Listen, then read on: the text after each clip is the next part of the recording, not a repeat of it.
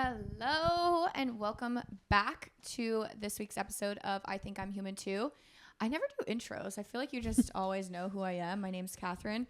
I've never done an intro of myself, I don't think. I'm back here with my mom. We're filming 2 episodes today. She was on last week's episode just kind of explaining her own story and like her storyline of watching addiction unfold within our household. But I had also put out, I wanted to go back to my ground roots of Human Too. And I really enjoy doing the part 2s. I enjoy letting you guys ask the questions, sharing your stories with us. And my mom wanted to partake in that. So watching addiction unfold within our house has been pretty much 3 episodes now. I did just want to give a little preface. I am home, obviously. We are filming in the house. I haven't been to the studio space in a few months, it feels like. So if you hear the girls or my dogs in the background, if you don't know who the girls are, they are home. So my apologies, but we're all human too, and I got some friggin' dogs, okay? So, hi, Mom. Thanks for doing this again with me.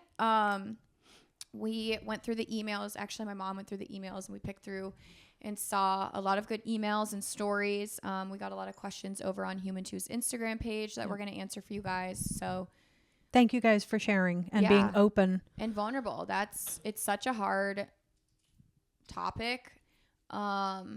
But that's what I love just getting into and diving into and speaking on. So we're just going to get into some of them. So let me go to the Instagram. So a lot of people, honestly, were just more encouraging and just saying thank you for sharing because, again, it is a very tough topic to speak on. So a lot of comments that I got were primarily telling their story and appreciative of the support of the open platform, and a lot of people offered to help. Yeah. Which and was a huge blessing to me for me to see. So also, if you're listening and you haven't seen on social media, I'm wanting to start to figure out how to cultivate what's called couch convos or something along those lines. I want to sit down with like real life human beings. Obviously, everybody at every scale and every level is a real life human being, no matter who you are, what you do, what's in your bank account. We're all human too. Yep. And that's the gist of all of Human Too. But I want to sit down. I want to literally go into people's homes and say, share your storyline. What makes you human? What is in you that inspires you? What gets you up every single day? What got you through hard times? What keeps you going through good times, you know? So I really want to do that in the future. And this is, I don't know, what gets me up every day. So, okay. Again, a lot of encouragement. So the first response I had gotten is not a question, but your raw vulnerability is so admirable. I relate to you so much through this. So again, there's so many people that are out there going through this and maybe don't want to share their story or don't want to ask questions, but just know that there are a lot of people who are in here saying that they relate. Alcohol addiction. I don't think people talk about this subject enough. I do think alcoholism is a topic I want to touch on its own, because that is so true. And alcohol is so desensitized as being a problem because it's the one legal substance. It's the one legal drug. And I think a lot of people forget that alcohol is a drug and it's the number 1 most abused drug out there. So I think that is a very deep topic that we should discuss one day and in the future. But it is an addiction. It is real, and it's really real out there. How do you talk to a family member that's starting to do drugs? My little sister is 15. Oh, I actually think that they also emailed. Okay. And that is a tough one. If it is the person who emailed, they actually have some experience about it. Okay. And they're not sure how to talk to the younger sibling at this point. And I think my feeling on that one was be open, be honest, share your story with your sibling and how it affected you and the family, because our younger siblings don't always know the path that we've walked. Yeah. I'm lucky enough to have 3 full blood brothers. One is 2 years behind me, and then the other 2 are 16 and 19 years behind me. And we were raised by the same parents, biologically, but our parents were different. And our experiences were different than the younger boys. So I think sometimes us sharing what we went through as kids with our parents helped the younger boys mature faster, I think. Yeah. Because we were able to talk to the boys and share our stories, our experiences. And a lot of it they hadn't seen. They didn't realize what our parents, speaking on alcohol addiction, both of my parents were alcoholics. And I think that the boys, to see that at almost 20 years later, it was a different narrative for the younger boys. Yeah. So I have taken, especially with the one who is 16 years younger than me, I have taken quite the taken quite the tactic to be real and raw with him and open and how things affected me and how I think it's affected us and our family. Mm-hmm. And it's actually been hugely helpful for him to overcome some of his situations that he's been dealing with lately. So I'm happy about that. And I think it helped me. So Yeah, I would say probably the same, being open and honest. I also think kids don't know that shit's laced. They have no idea. They're like, Yeah. oh, ha, ha, Molly, ha, ha, ha, or whatever. And just explaining to them how dangerous the world can be. And just because you're a good human and at 15 years old, you don't think to lace, like really fully understanding and explaining to them, here's why they cut the drug down. They lace it and fill it with something else to make the high last just as long, but it's way cheaper, so they make more profit. Like, you got to really get into like explaining what a drug dealer is and why a drug dealer is cutting shit to make more money, to make more profit, because they want to go live on a yacht. You know, it's a business. It's a business. They don't And care really about the explaining people to them, ingesting it. yeah, they don't care about your life, and really explaining to them, like getting to the nitty gritties of why drugs are so dangerous and why your first time can take your life.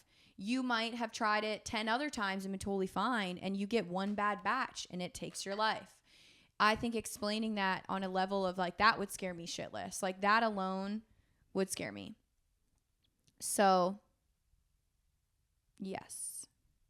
Well, and there was one person who wrote that said that their brother was addicted and had gone, I can't remember if it was rehab or correctional facility, but had been clean for like 2 years, met up with some of his friends who said that they were also clean. He started hanging out with them and they were not clean. Another one had been clean and came out and took the same amount of drug that they had normally taken before they got clean, and they overdosed immediately and lost that person. It's terrifying. This one is in relation to you and I, and it says, your mom in this situation. How did you and her continue to have a good relationship and you not feel resentment? It's hard to feel neglected in certain situations with an addict sibling and not be mad. What a great question. Yeah, I would agree. What a great question. It is hard. It's very hard. It's with everything where you know, like when you're the bigger and better person and you watch other people do the wrong thing and you're just like, what the fuck? Like, how am I still on the right path? And how am I doing the right thing?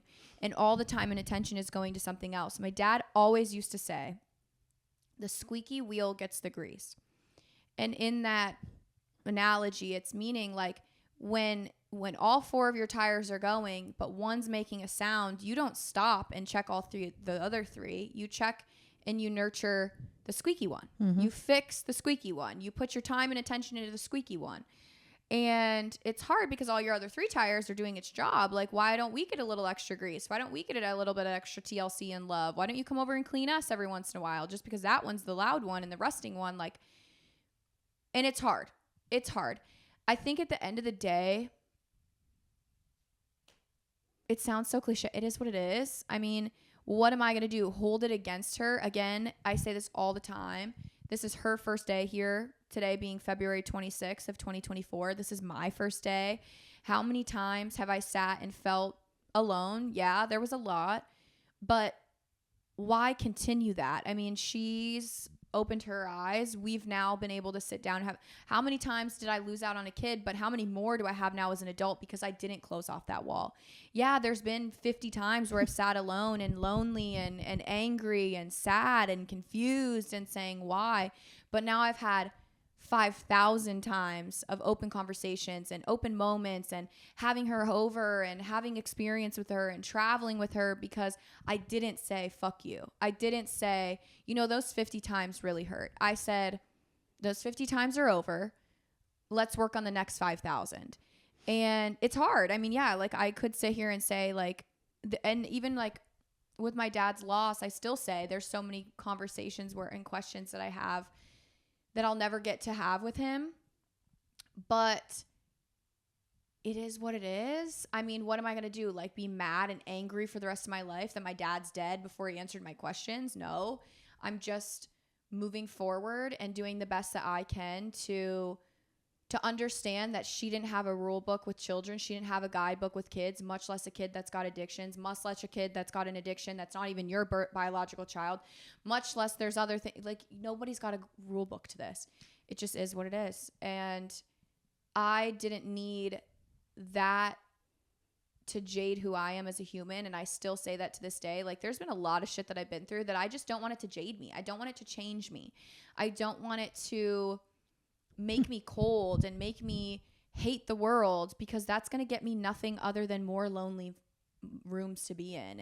And I don't want that. So I just got to move on and say it is what it is, and give that grace and say, damn, like that's hard. I forgive you for leaving us alone, but I forgive you because I know that like, I don't know what I would have done in those moments. I wasn't in those shoes. I'm going to make sure that I'm never in those shoes. And I am making sure that I'm never in those shoes to have to make those tough decisions, but that's all I can do is control the shoes that I stand in. So I think what it boils down to is respectable communication. You've been open to it. You've asked me the hard questions, and you're right. The perspective is different from each person's point of view. Yeah. You know, we do have a scenario where I am still getting blamed. I'm getting blamed for being the one who's alive and not dead. Yeah. And that's hard. But I think communication has been key for our relationship.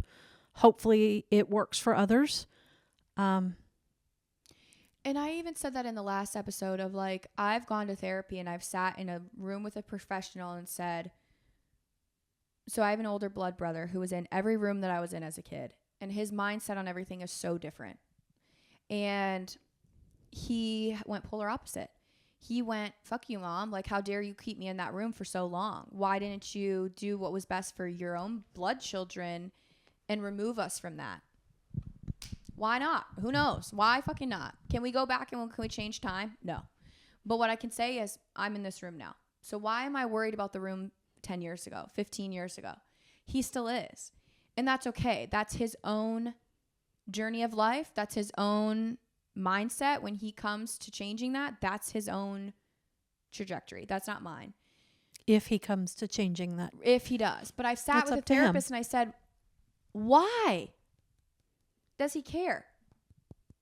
Why? Like, why is he still struggling? And she said, because you guys all have different brains. Every person on this earth, no matter what bloodline you share, you have a different brain and you have a different heart. So again, your brain has its own glasses on and it sees things with its own lens, and it internalizes differently. My lens and his lens were different. His heart and my heart is different. He wants to hold on to the negativity and the bad, and that's fine. Maybe to him it's not negative. Maybe to him that's healing or what. I can't say that. I can't say if he's right or wrong. All I can say is I'm happy that I didn't let the past jade me. I'm happy that I have the grace and the forgiveness that God gave me. I don't know where it came from, but all I can say is I really hope for his own heart, his own mental, his own sanity, his own life. And whoever out there is listening that's choosing to hold on to the resentment, you have to understand it is up to you to let that go. Whether he lets that go and can build that bond back with our mother, it's up to him. It's up to him. She's not the one sitting here and saying, I burned the bridge. He's burned that bridge in the sense of he's chosen to take that bridge down and say, I no longer want this relationship, or whatever he's saying, or he never wants to have that conversation. That's okay. He's allowed to say that. Mm-hmm. But he also knows that that piece of land has never moved. So when he wants to build that bridge back and sit down and have that conversation, she's willing and open. And that's all we can say and do. So Yep. It is hard. I really understand. And as a kid, I was so angry. But I turned that anger into, and Raphael's really good at this too, of like turning in our experiences into how can we move forward and be better? Not how can we sit and stir in this boiling pot and just keep it boiling over. Like we're like, very true. Let's learn to cook with what we've got. So yeah. Yeah, that one hurt a little. Sorry. No. How do you navigate being the sibling that holds the family together? So that's another really good question. Because I'm actually unlearning that right now. And I've always wanted to be the sibling that held the family together. I love my family. I loved us all being in the same room. I loved us sharing moments and memories. Or I'm struggling right now. Like I didn't reach out to tell my siblings like, hey, we got the house in Texas. Hey, we're moving. They're either still in the unknown or they saw it through social media, and that hurts. That sucks. But I've also had to know that not everybody's on your team. Just because they're in your bloodline does not mean they're on your team. And very true. Not only that, but just because they're not on your team doesn't mean they need to be your cheerleader either. So I'm unlearning that of how to be, again, that island that chooses to not move, and letting them build that bridge back when they're willing and ready and wanting to, but also at my own, not at my own expense either, meaning they don't just get to pick up and choose when they get to have that communication with me again, because they have burned that bridge with me as well. So it's kind of a two-way series. And my storyline's a little different than everyone else's. So, but my therapist has had to walk me through, again, we all are different brains. We're all different hearts. We all have different goals in life. That's the other thing. Like, and I said that in the last episode of, I want to sit down with my brothers individually one day and say, please forgive me for not loving you the way that you needed to be loved, because the way I loved you, I thought was the best way, because it's all I knew. I am a tough love person. I am a blunt person. I say things how they are. I say, you're being a fucking loser right now. Get off your ass and go to school. Like, there's been times where I crossed lines because I thought that that was the proper thing to do. I knew one of my brothers was skipping college and lying to my parents about it. So I called this fucking school and was like, is he in class today? Is there class today? That was crossing a line. I'm a sister. I'm not a parent. I'm not paying his tuition. It is what it is. That's his storyline.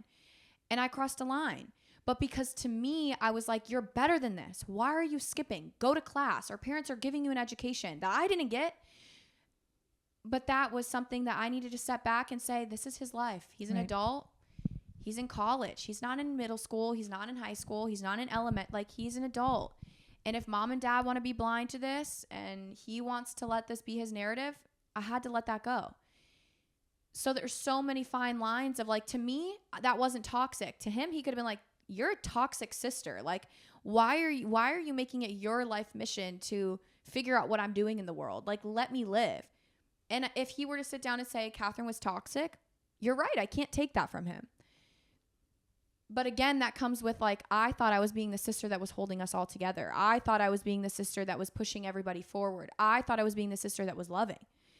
To them, that might not be the case. So we have to understand that the family glue necessarily isn't, glue can be poisonous. If you ingest the wrong glue, that's a very good point. It's not great glue to you, you know? Like, to me, that might be the most organic glue and doing the best that I can. But to others, people are like, I would never put this glue on my body. I would never put this glue in my household. And they're allowed to say that. And one day I would love to sit down and hash it out with them, because I love my siblings. I would love to all of us be on the same team one day again. But also I have to realize I'm playing soccer, they're playing basketball. We're never going to be on the same team. Their goals are different. Their hobbies are different. Their futures are different. Shit, somebody might want to be on a different team and is in the reading club or is on the debate team. Like, it doesn't mean that their team is wrong. It doesn't mean that their hobbies are wrong. It just means that that team isn't my team, and that's okay. that's the beauty of being human too, and being old enough to understand we all have different hobbies, passions, desires, teams. They're going to go build their own families. They're going to go build their own team. And I got to be okay with that. And I got to say, just because I love NBA and I love basketball and I'm building an NBA team over here, doesn't mean that your NFL team is any less. It's just different. Very true. We can support from afar. Sometimes I don't need to be in the stadium to say, I hope you win this game. I hope you win every game. I hope you, when you do have a loss, you take that as, let's watch this over and let's win the next game. I know I'm hitting hard with some I think it goes back today. to boundaries. You know, you have to have boundaries. You should have boundaries for yourself, but you need to also recognize that your siblings, your family, your friends also have their own boundaries. Mm-hmm. And the respect for their boundaries is going to be returned, or should be returned, when they recognize your boundaries as well. So, hopeful. and It's always hopeful. I think there's hope, man. There's hope. I also think and I was telling her this after her parents had died, there's such a stigma and such a culture of blood sticks together. And I get that. Yeah. I love that vision, right? I love that fantasy, because that really ultimately is a fantasy. Are there some families that live and die by that? Absolutely. Mm-hmm. Does it work for them? Absolutely. But just because that's what we see in the movies and what we're taught, how many families have stuck together because it's blood? But again, like I said, that glue was so toxic to all involved. Mm-hmm. But because you're blood, you stick together. Mm-hmm. And I get it, but it's also like we're unlearning that. And I was telling her that when her parents had passed and like her trying so hard to keep some things glued together, I'm like, let it go. Let it go and see what it does. And let that heaviness come off of your chest, that it's your responsibility to hold that family together. No, it's not. I think we've been helping each other through some of that, most definitely. Yeah. Different causes, kind of the same effect that we're able to work together through. And I think that's been awesome. Yeah. It's hard though. It's so hard. It's so hard when you grew up with somebody. You grow up with your parents. You grow up with your siblings. You grow up in the same house. Your childhood, like there's so much that is just normal. It's the culture. It's the tradition. You show up on Christmas Day. You all open your gifts. Like I miss those mornings. I miss the mornings of all my siblings sitting in the same room, and my dad with his shaky little camera, like taking photos of us, and they're the worst photos ever. I miss those. Yeah. Do I miss those days? Absolutely. But do I understand that we all have to grow up? And do I understand that my dad used to have that with his parents and his siblings? And then one day he got married and had kids, and that culture changed and that tradition changed. And that's okay, because that gave me my traditions and my culture. And that's okay now that is now broken, because now we are all set out to go have our own traditions and our own cultures. Mm-hmm. But my dad had to pull that apart for us to have that. You know what I mean? So now we have to pull apart for our future to have that. And understanding that sometimes change isn't a bad thing. Do you miss it? Are we nostalgic on the past? Do we wish maybe one day, like, could I have all my siblings over and they all open with my kids and their kids and cousins? And sure, but I don't know what the future holds. So we just got to let it go and just say it is what it is. A lot of people had said being a recovering addict, this episode's hit home. So I'm proud of you. I'm proud of your recovery. I'm excited to see your future. I hope you know that you have so many people on your team, whether you know us in real life or not. We save so much space for you, and we just, we know it's hard. It's hard for everybody involved, but I think it's the hardest for the person who's addicted, because it's them not only having to unlearn that way, it's them having to put in the time and energy and efforts to love yourself. And then again, build that bridge back with the people that you may have burned it with. And that's hard. There's a lot of work to be done. There's a lot of groundwork. There's a lot of paves to be paved. There's a lot of paves to be, there's just so much to do. It takes a lot of strength. Yes. And dedication to wake up every day and make that decision to not touch your addiction. Yes. And I have a family member who has recently surpassed 12 years through AA. And I'm so proud of him. He's helping others, and he is just, I think when you have that opportunity to help, it's important you help. I agree. So I'm proud of you. I'm proud of you. How would you handle if your dad had addiction and you guys barely spoke, but you just had a baby? Would you let your father meet your baby? It's up to your own boundaries. It's up to you to set the boundaries as well. Whether it be a quick hi and bye, he stops and says hello and you guys are meeting out front of his home. Whether you guys meet in public for lunch, it's your own boundary. It's up to what you approve. And remember, you get to be the one that sets that limit, whether it's 2 minutes, 2 hours, 2 days, and you spend the weekend together. It's up to you. I do say do what's best for your own safety and for your own child's safety, and really make sure, no matter what, this is something I really firmly believe in. When you make this decision as a parent, you have to understand you need to be fully solid in the decision you make and the 2 feet you stand on, because if something does go wrong, you have to be okay with that too.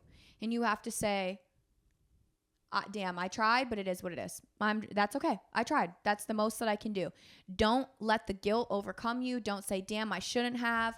You need to know that it could go any of which way. And as long as you stand firm in that decision, and it could be today, it could be when your child's 5. It doesn't matter. It's up to when you feel really, truly good about the decision you're making. But also know that this child has no idea. Right. This child has no idea who this person is, and they don't know the bad that they've done. They don't know. The kids don't see bad or good. They just see grandpa. And you also got to understand that if the child is old enough to kind of, obviously you said baby, so I'm assuming it's young enough to never remember this man if you choose to cut contact fully after this.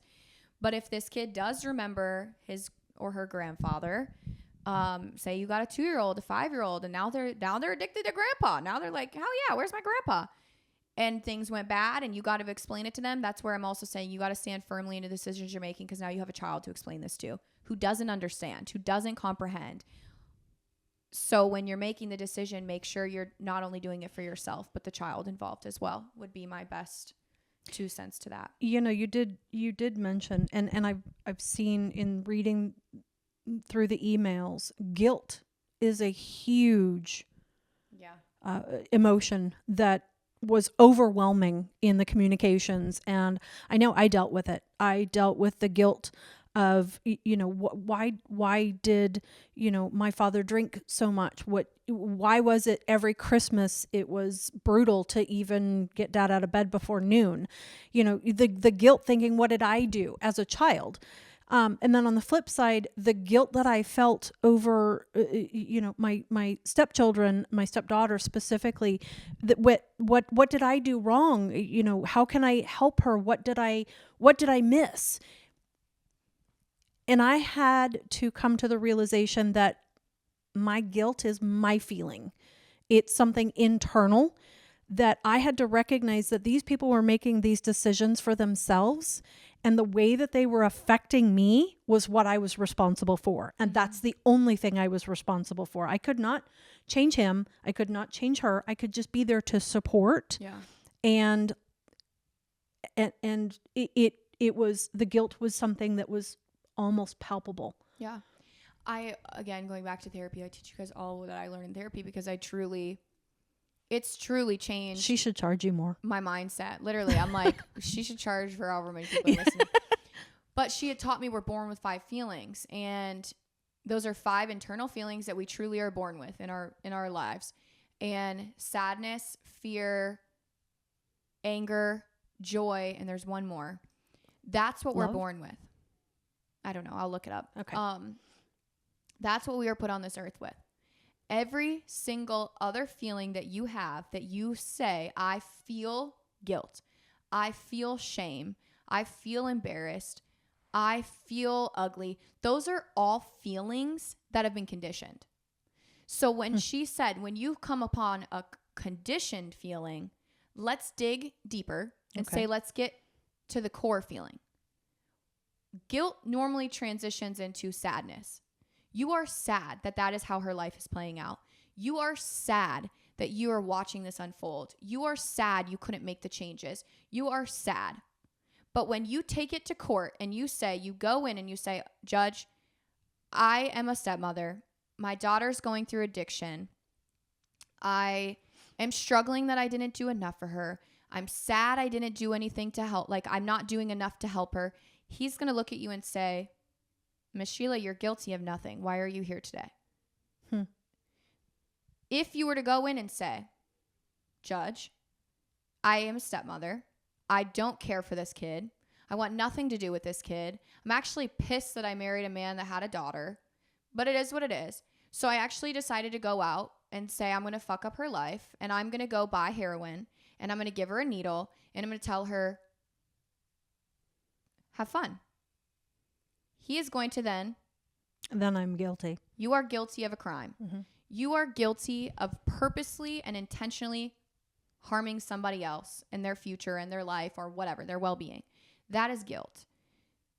You are not guilty of being sad. You are sad that things are happening in ways that you want more. And I think that was so powerful of like, you are right. I'm not being arrested today. Right. I did not wake up and say, here's a needle.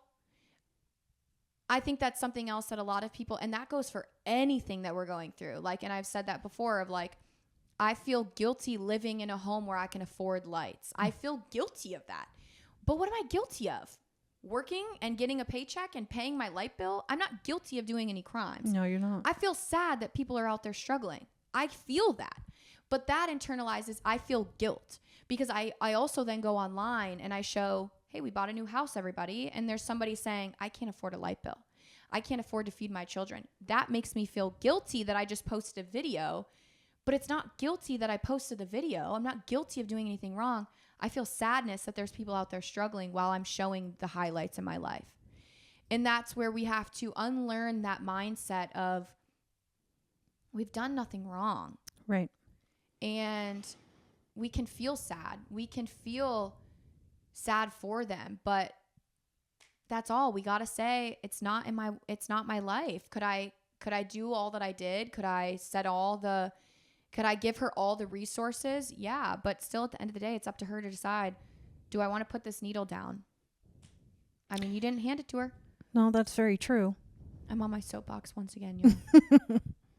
All right, we got a couple stories to go through that I want to share with you guys. I don't necessarily know if there's going to be advice. I don't know if there's going to be anything more than just sharing this story with you guys. Again, so you understand that there are so many people out there. You guys, I got over 50 emails of people just sharing their stories with addiction or watching addiction. Right. And we're just choosing a few to go over and to share with you guys. So again, so you know that it's not just me and Sheila that have been through this. It's not just you. It is hundreds of thousands and millions of people out there.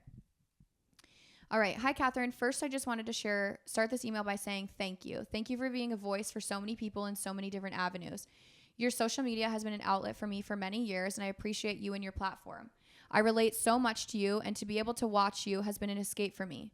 Thank you for saying that. I truly, again, that like my body has the chills, like the fulfillment that gives me knowing I'm on the right path and I'm doing the right thing. Let's talk addiction. I have a full sibling. Had. This is so weird to say.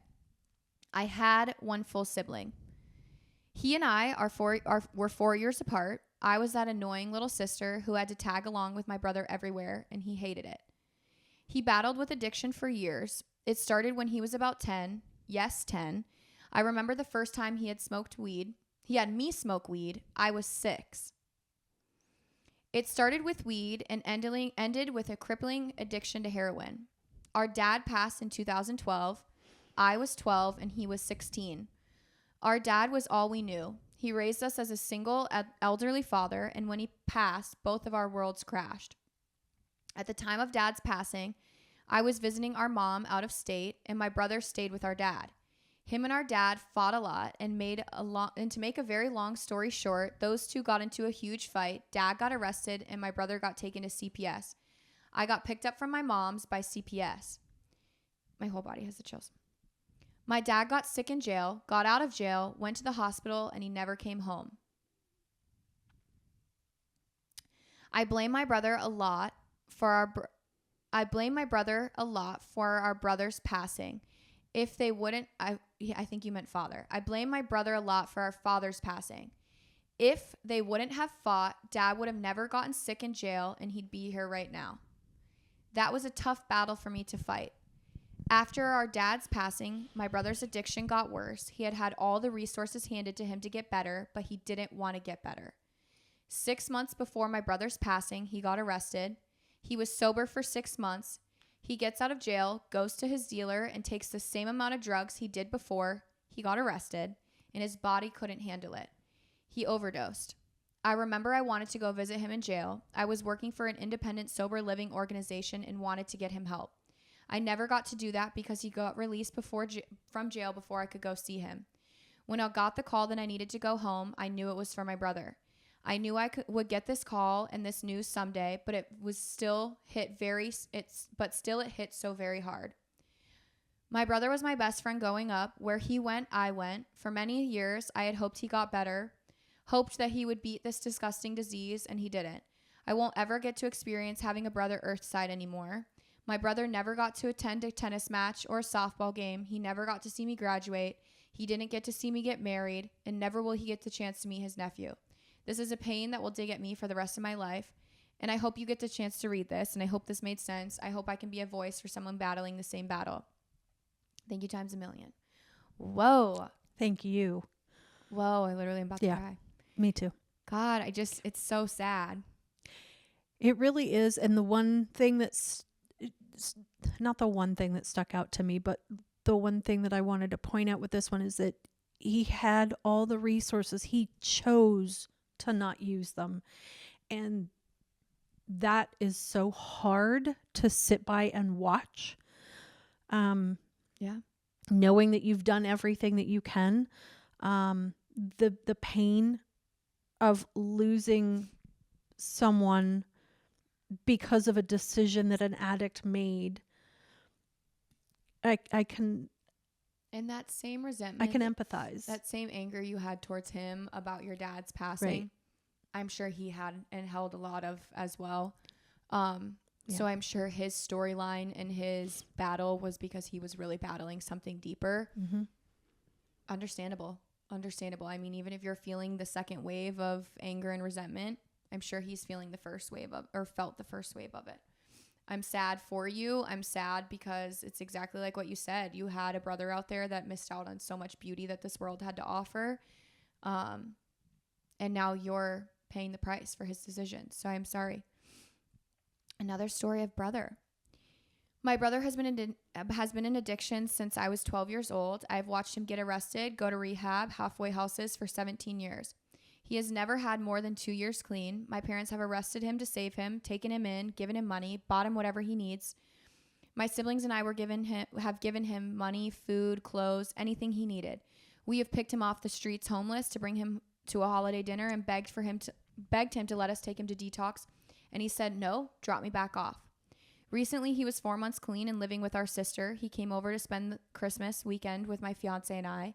He tried to get my fiance to bring him down to an area in New Jersey to get him to buy Suboxone because he was getting dope sick. I had to kick him out because he almost put my fiance in danger. It was the hardest thing I had to do because I offered to bring him to a center for help and he refused.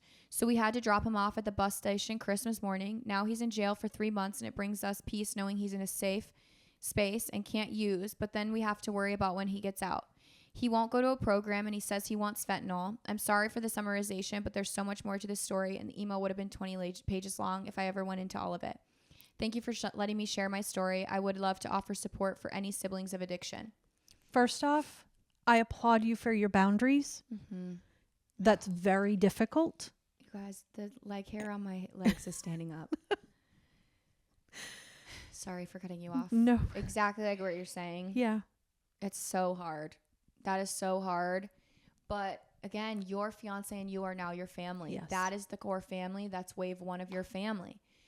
And your brother's on wave two. You're able to close the doors and say, I love you, but I have to love you from a distance. I want the best for you, but I have to support you from a distance.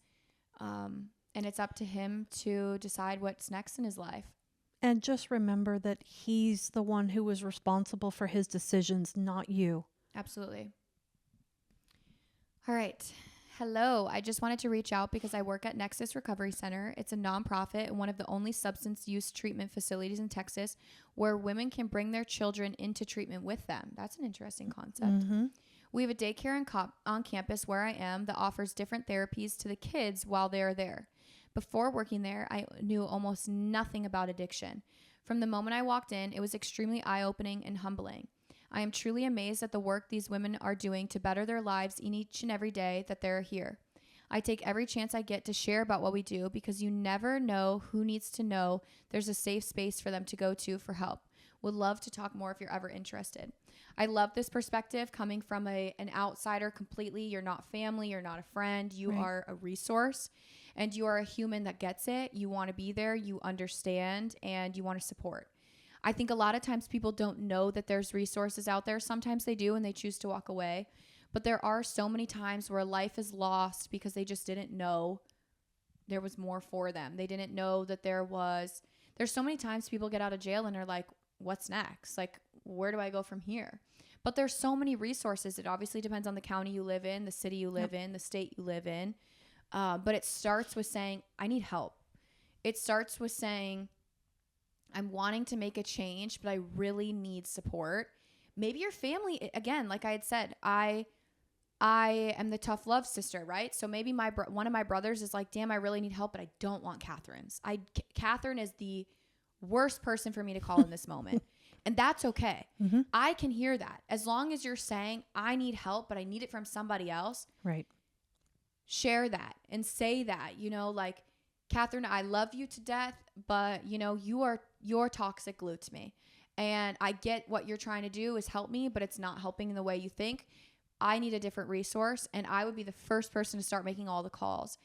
I would be the first person to start finding all the resources. So knowing that there's resources that are out there that are external to your bloodline or your support group or your circle, they're out there. It just starts with you saying, I need help. And it starts with your circle saying exactly like what I just said. It's okay if I'm not the help. Right. That's okay. That would never hurt my feelings. I mean, would it sting a little bit? Yeah, but I would be more proud of you saying, you're not the one, but there's someone out there. Please help me find the one. I would shut up and say, you know what? Let's go. If this is going to save your life, we'll figure it out. And I think that this is unique because of the fact that there are people out there who have kids who don't have family to help them local or don't have the support. CPS. Yes. And that Nexus Center in Texas sounded amazing to me. Cool, I mean, what an awesome resource. And everyone hates on Texas, but they might be doing something right. All right. Addiction is such a scary topic due to how many lives it could initially affect. The dealer, the smoker, and the loved ones who is watching the person/people they slowly die out like a candle. The people they love slowly die out like a candle. My brother lost his life to addiction, and we put him to rest a literal year ago this month on the 8th. When I say that nothing hurts more than losing a person who's still living, that one hit home. I say that from experience. We can mourn the dead because it's the finality of all of it, but what about mourning a person who is no longer a person you recognize and someone who doesn't want to live for anything but their addiction? Losing anyone is hard, but losing someone to addiction is harder. You worry about them 1,000 times a day. You have to learn to not let your feelings get too hurt or trampled during an episode or a tantrum when they are off their meds for a little bit. There's levels to being there and supporting an addict.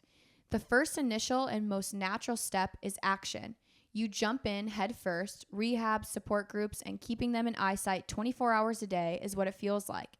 Then you don't know what you're doing, but banging on motels' doors, looking for the person you love until they come out. It's sitting around and begging them to choose you, to choose to leave the dirty, nasty motel rooms and being missing for days at times. It starts by calling them and asking them if they're warm or if they have eaten. Following that, you're settling through the small glimpses of the old them.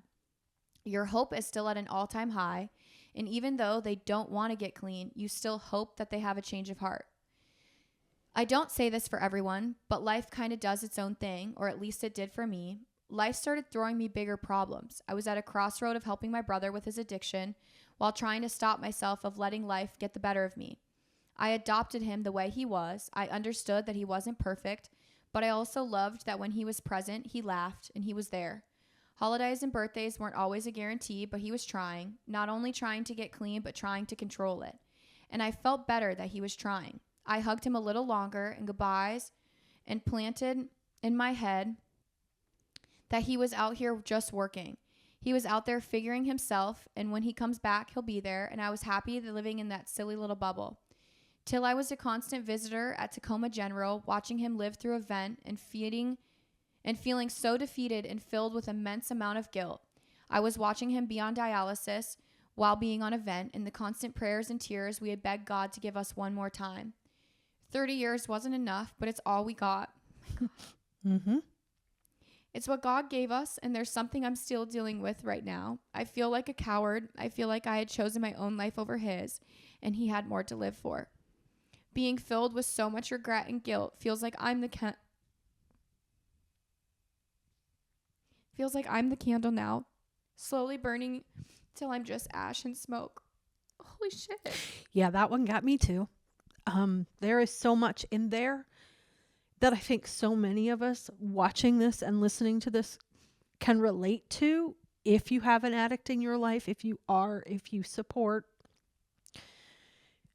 I can't count how many times I knocked on those motel doors and brought food because they didn't have money for food. They had money for drugs, but didn't have money for food. And how guilty I felt and sad when I chose me. You're not a coward. Mm-mm. You are not a coward. And I think if anything, your brother would want you to light your candle so freaking bright and let that thing burn for life. Don't let it just be smoke. Don't let it just become ashes. Like, be the phoenix rising from the ashes. Yeah. There's something here for you. Live your life. I think that's such a thing that a lot of family members of an addict or substance abuse, like we have that guilt. We have that why us? Why are we the ones not addicted? Why are we how are we not doing enough to support them and love them? But at the end of the day, I think if they were to come with a clear mind and they were to come back down from heaven and sit with us and sit on this couch and say, I love you. I love everything you did for me, but my storyline wasn't meant to be your storyline, and your storyline wasn't meant to be mine. And I'm up here above and I'm cheering you on. Sober, I'm cheering you on, and I want you to let go of what I did to you. I want you to let go of the heaviness that I put on you, because that was my heaviness to take to heaven with me. That wasn't my heaviness or your heaviness to sit here on earth with. Don't lose your light and don't lose your life with the guilt of what I did and the choices that I made. I think truly if they were all to come down and sit in our living rooms with us, that's what they would say is, how dare you let my addiction take over your life? Go live, go be more. And a lot of times they tell you that. Yeah. In real life, sitting there, and clearly he kept showing up because you were the sister he wanted to be around. Past the addiction and past the drugs, he wanted to be with you. He wanted to show up for birthdays and Christmases because that little boy in him and that brain in him love you. And he wanted to be there with you guys. And that should tell you a lot. There's so many addicts that are like, fuck my family. Yep. Fuck no, I'm not showing up on Christmas. I hate them. They're a lot of why I started doing what I'm doing. And that's okay. That's okay for that to be their mindset. But your brother told you, I want to be here with you. And I'm battling and I'm struggling through this. But I'm going to show up when I can. And I'm going to save face on birthdays and Christmases because I want to be present for those moments. And just know that, God, that literally like tore my heart apart. I'm sad. I'm sad that that's how your mindset is right now. And I truly hope you know he wouldn't want that. We don't want you to think like that. It's a hard mindset to overcome. And again, that guilt. But again, take that guilt of you did nothing wrong. You showed up. You encouraged. You supported.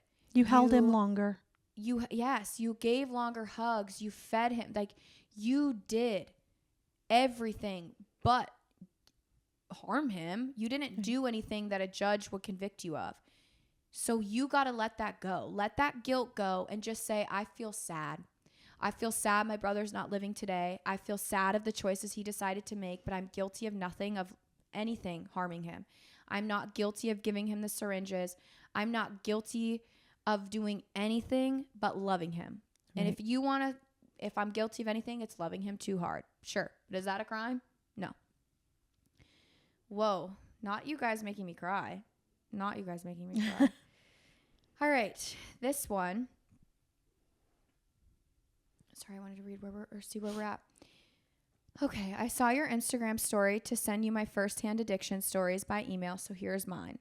I'm crying in a Target parking lot. I just dropped my husband off at rehab, February 26th of 2024. This morning. That's today's date. I'm 26 years old with a 4-year-old son. I've known my husband for 11 years, but I just dropped him off, hoping the person I pick up later is someone I recognize from years ago. I haven't seen that man in 4 years. I watched him slip into depression after his child was born. We moved 2 hours away. He switched jobs and COVID happened all in the span of 30 days. He lost his identity in those 30 days and he's been searching for it through alcohol and gambling ever since. The empty cans in odd places in between couch cushions, stashed away in closets, inside suitcases, under his car seat. This all happened so quickly. Working from home allowed him to drink all day and night because no one was home to know what he was doing. Responsibilities started slipping too. He was missing deadlines at work, forgetting to pick up his child from daycare, sleeping through alarms, wetting himself in the night. That's when he started hiding the extent of how bad this truly was. He would get so angry and lose control that one night a window was broken and he held a gun to his head, saying how badly he hated himself. It was in summer of 2022 when on family vacation, he snuck out to go to a casino that was pulled over, and he was pulled over and arrested for his first DUI. From there, he so badly wanted to convince himself and others that he could do this himself and could get better. Now in 2024, he's been arrested for something he did last year while extremely intoxicating that he cannot even remember. It's led up to only one option, treatment. He agrees he has to get better, but he knows how sick his brain truly is. It seems unfair at times that my husband fell to this illness when he held me at 17 years old as I sobbed grieving my father. He had passed from alcohol addiction at 56 years old.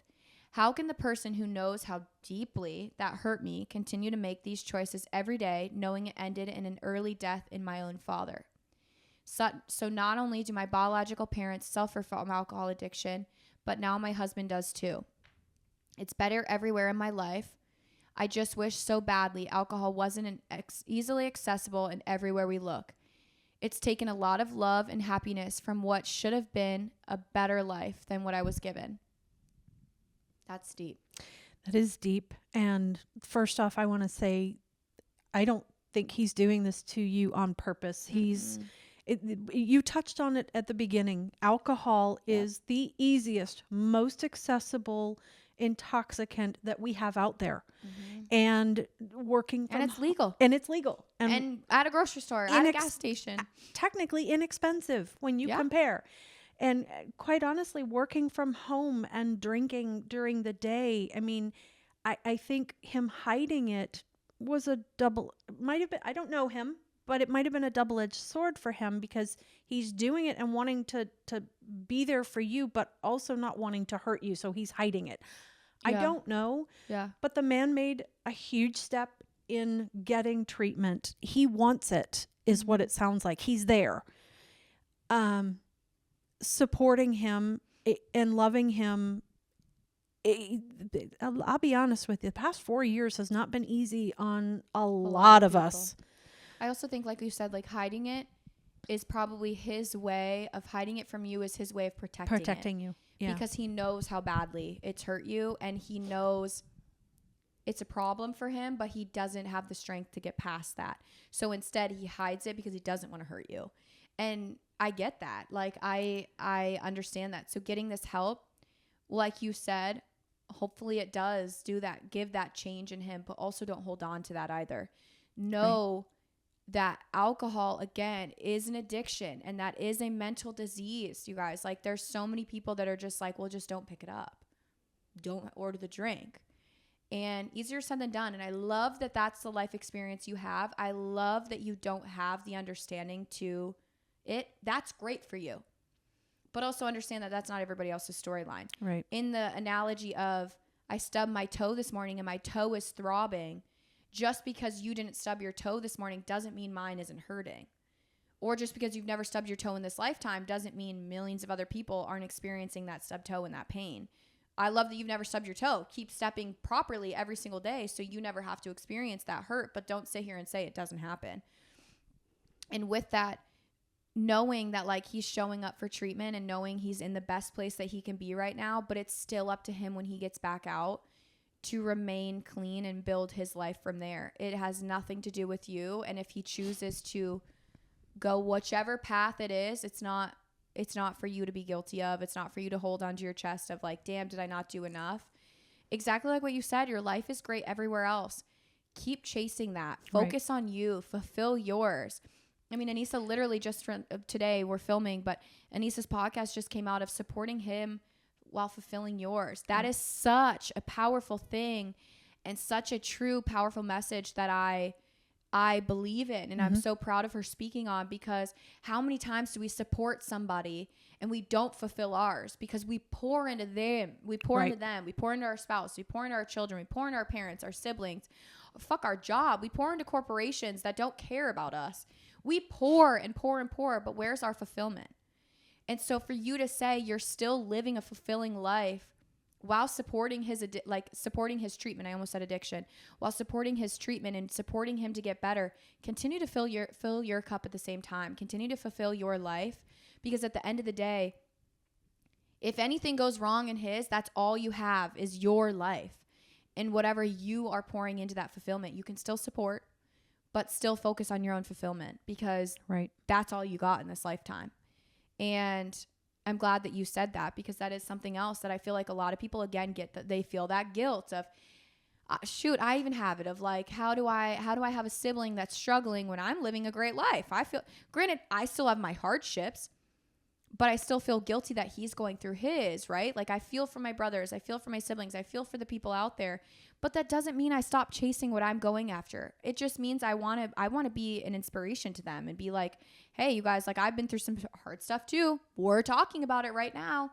But it was up to me to fulfill my own cup. It's up to them to fulfill theirs and chase their dreams. Again, my life and my values might be not theirs, and to them that's toxic, but I want them to fulfill their own values. I want them to chase their own dreams, and I can support from a distance. I mean, we've been saying that back and forth here of just a roundabout circle. Very true. Go ahead. There's 2 points that I would like to make on this one specifically, and that is, he's in getting treatment. I hope and pray that you take the time that he's in there to work on yourself as well. You're going through things, I'm sure. You've supported this man. You love him. Find the time to do for you, and whether it's therapy or some sort of other treatment that you find will help you to, if he chooses and you choose the path to be together after this, it sounds like you are, that you guys can work together and help each other. And number 2, depression is such a consuming feeling and emotion that once you start going down that wormhole, for want of a better term, it just keeps spiraling. And him trying to hide and getting the DUI, and it just got to the point where he's now in treatment, and I applaud him for that. However he got there. He got there. But depression doesn't just go away with the flip of a light switch either. So I think that's a good point for all people dealing with any sort of addiction, alcoholism, being the spouse or the person trying to help. The conversation obviously needs to be held while they're sober. That's step number 1. But sitting down and communicating with them of like, And maybe you have. And I'm just saying this from a perspective of anybody and everyone listening, of like how to sit down and communicate and say, hey mom, you're finally you're sober. You just got out of treatment. Here's, again, giving you that grace, giving you that space and love and forgiveness. But I just want to move forward from this. And I want you to stay on a clean path. How can I help you help yourself? How can I support you through this? When you are in that mental space of, I just want to pick up the bottle, what can I do to help you not pick up that bottle? Is it not me? Is it getting you a sponsor? Is it getting you a gym membership? Maybe you go to the gym instead. What is it that we can help you continue to take that step? Because it's day by day. Addiction, clean and sobriety is a day by day thing. And so many people are like, sometimes it's moment by moment. It's literally hour by hour. Okay, I'm going to make it to 3:00 today. I'm not going to touch it. And I'm going to rehab this conversation at 3:00. Yep. And then, damn, okay, I made it to 9 p.m. I'm going to go to sleep instead. Okay, cool. What does it look like as your daughter to make sure that you make it to the next hour clean? Yep. What can I do to help you? And then also understanding, okay, now that conversation has been had and I've given all the resources and I've said, I am here for you here. I'm willing to do this for you here. I'm willing to do this for you here. But as soon as you take that step and you make that decision to go elsewhere, I have to understand that wasn't up to me. Right. I have to say, you know what? I gave all of my own efforts. I went to the farthest my boundary would allow. It's now in their court. And that's also like, I'm a very big advocate of understanding and not being just graceful all the time. Like, I'm a very big person of like, I can give grace, but also you still hold you accountable. I can give grace and understanding. And I've said this a couple episodes back of like, just because we understand does not mean we need to accept. Just because I know why you picked up that bottle and I know you've got depression and I know you're struggling and I know you've got the addiction, just because I understand all of that doesn't mean I need to accept that either. So I'm also a very big advocate for, again, your own boundaries and saying, you know what, like I've done all that I could do and all that I want to do. There's sometimes people where it's like, there's a lot of people that go an extra mile that I wouldn't go. There's some times where I go an extra mile that Raphael wouldn't go. It's up to us to decide, again, how far out that boundary line needs to be. That's situational to ourselves. But as soon as you set that, to not have guilt, to not be like, damn, I sucked as a wife, or damn, I sucked as a kid, or damn, I could have done more and now they're gone. You've got to let that go. And I think that I'm glad you took where I was going and enunciated it much more clearly. Oh, sorry. I think though too that you can accept without judgment. Accept their decision without judging them for not making the decision you would have made. Yeah. Yeah. What a day. Thank you guys for all the questions, for the emails. There were a number of them that were, I'm floored to have read so many people who are out there who have similar experiences and are willing to help. That gives me hope. Mm-hmm. So. Yeah. And I'm excited for one day to go in again, to have these conversations with you guys in real life and sit down with the spouse of an alcoholic, to sit down with the sister that lost an addicted brother. Like, I'm excited to let you be your voice in this microphone, not me reading through an email. I'm excited for the future of not just addicts, but there's so many people. Like, I was with a person the other day, and she was explaining that she knew somebody who just had a baby and can't afford formula and was struggling so hard through postpartum, where she truly wanted to take her own life because she was forcing breastfeeding, and it was truly mentally taxing on her that she wanted to take her own life because they couldn't afford formula. That is such a story to share. And that's such a anger that comes within me, that why have we monopolized formula? And I have a girlfriend who, my best friend's pregnant, and I was looking at baby car seats and knowing her budget and knowing what fit in that budget, and then seeing the top rated safety is without of that budget. And I'm sitting here like, Why are we sacrificing our kids, baby's safety for $1? For $1. That's so crazy. There's so many things. Or Anissa has shared with me a story of she had somebody within her life back in California. The girl got a scholarship to college, and the girl is obviously now a college student, but she is a first generation immigrant. So her parents are illegals. She is the first legal here, and her parents couldn't take her to college, couldn't walk her into the dorm room because it was too close to the border, and they were scared for their safety and for their time here. And Anissa had shared that this girl went into the dorm room, and you got a scholarship, but she had nothing to fill the dorm room with. She didn't have sheets to put on the mattress that the school provided her. And she didn't, and like when you go into a dorm room and your dorm mate is like, oh, I bought the TV. Would you mind buying the mini fridge? How many kids are showing up to this dorm room with nothing? Right. Whether they're a first generation immigrant or whether it's just they came from a family who has nothing and they're now on a scholarship, or their parents are pinching every penny they're pinching every penny to put them in that dorm room to get them that education. How do I buy a sheet? How do I buy a mini fridge? And that opened my eyes to there's so many people out there that are going through things and that are experiencing life for the first time today, and they're showing up so excited to have a scholarship and to be getting an education, and then being like, damn, I got all these free books, but how do I even carry them? I don't have a backpack. Or cool, I'm getting this free dorm room, but I have to sleep on a bare mattress.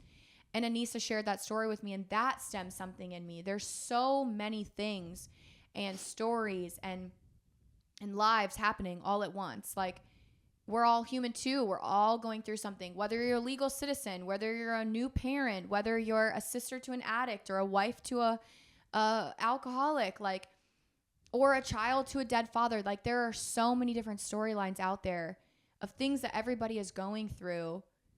And I just want to let everybody share their own piece and share their voice and say, here's how I got through that. And here's how I felt in that moment, but here's how I grew through it, and here's how I'm sitting here today, and here's how I want to share my voice, and here's how I want to tell anyone else out there in that situation. Like, for example, I'm not a mom that's forcing a breastfeeding session because I can't afford formula, but I guarantee you she is not the only one.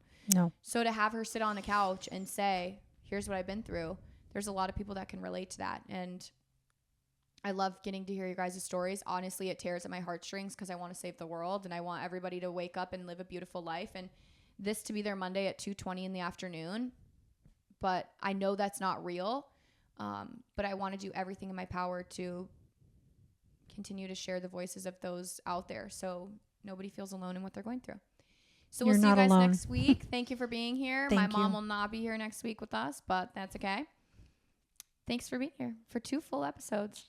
Yeah. We're 2 hours past when she wanted to leave, so I guess I gotta. It's okay. It's an early birthday present to myself. Goodbye.